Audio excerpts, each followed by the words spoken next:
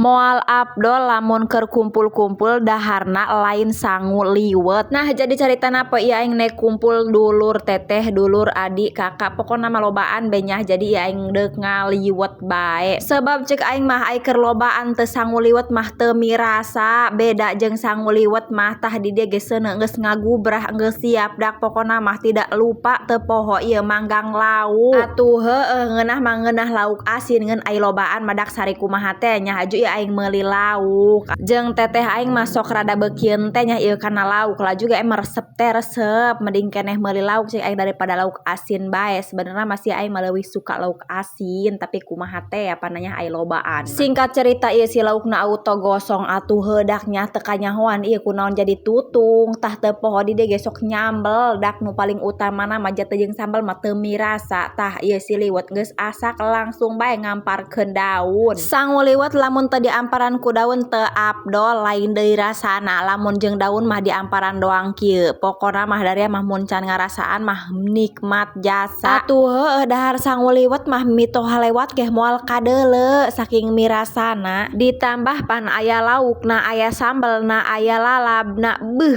aing heueuh tidak bisa diungkapkan dengan kata-kata di dieu ge teu poho dak aing mah tuh langsung bae ngalewog-lewog. Atuh heueuh ja aing mah kudu ge lain teu beuki barang dahar lain cacingan lain teu bahagia ja dahar mah pangbeukina ngeun tah bae para watak.